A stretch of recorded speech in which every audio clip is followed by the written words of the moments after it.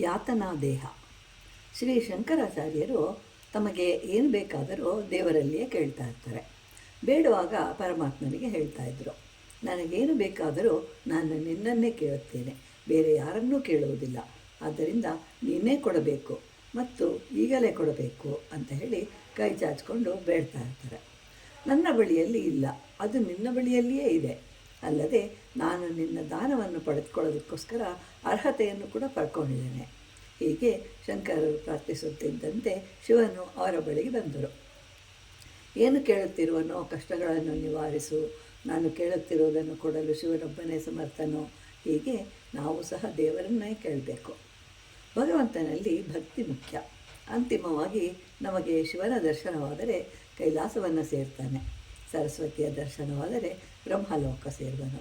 ಮರಣ ಸಂಭವಿಸುವ ಸಮಯದಲ್ಲಿ ಬಹಳವಾದ ಯಾತನೆಯನ್ನು ಅನುಭವಿಸ್ತಾನೆ. ಆ ಸ್ಥಿತಿಯಲ್ಲಿರುವುದು ಯಾತನಾ ದೇಹ. ಹೇಗೆ ಅಂತಂದರೆ, ನಾವು ಮಲಗಿರುವಾಗ ಕನಸಿನಲ್ಲಿ ಬೇರೆ ದೇಹವನ್ನು ಧರಿಸಿ ಸುಖ ದುಃಖಗಳನ್ನು ಅನುಭವಿಸ್ತೇವೆ. ಅದು ಯಾತನಾ ದೇಹ. ಆದ್ದರಿಂದ ಆ ದೇಹ ಬೇರೆ. ನಾವು ಮಾಡುವ ಕರ್ಮಗಳಿಗೆ ಫಲವನ್ನು ಅನುಭವಿಸಲೇಬೇಕು.